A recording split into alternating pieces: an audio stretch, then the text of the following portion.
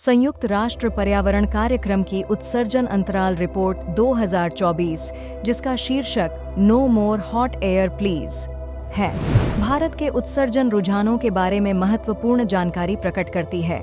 आइए समझते हैं रिपोर्ट के मुख्य निष्कर्ष को। रिपोर्ट में कार्बन उत्सर्जन में वैश्विक असमानताओं पर प्रकाश डाला गया है।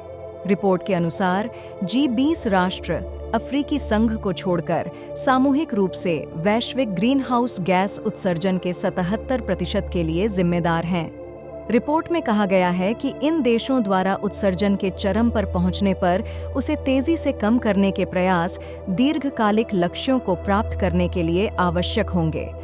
इसमें बताया गया है कि ग्रीन हाउस गैस उत्सर्जन में पिछले वर्ष की तुलना में 1.3% की वृद्धि हुई, जिससे विश्व अपने जलवायु लक्ष्यों से और दूर हो गया है।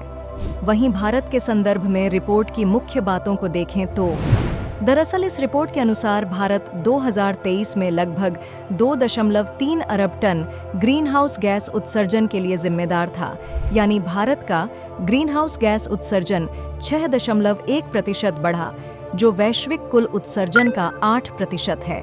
हालांकि भारत का प्रति व्यक्ति उत्सर्जन 2.9 टन कार्बन डाइऑक्साइड समतुल्य है, जो वैश्विक औसत प्रति व्यक्ति उत्सर्जन 6.6 टन से काफी कम है।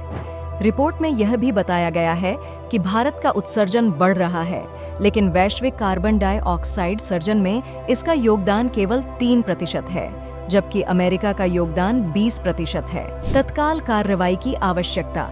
पिछले वर्ष की तुलना में 2023 में वैश्विक उत्सर्जन में रिकॉर्ड 1.3% की वृद्धि जीवाश्म ईंधन पर निरंतर निर्भरता और जलवायु लक्ष्यों और कार्यों के बीच चल रहे अंतर को उजागर करती है।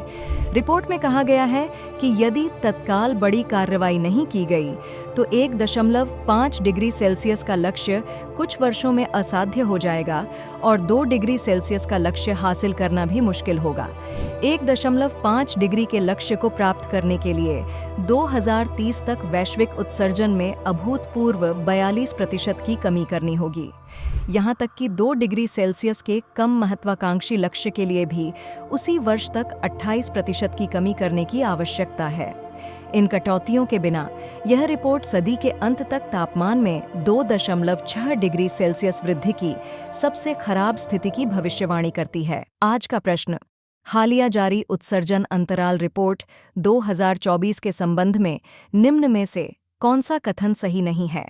ए.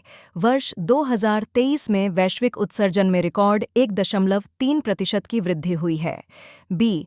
इस रिपोर्ट के अनुसार 2023 में भारत का ग्रीन हाउस गैस उत्सर्जन 6.1% बढ़ा।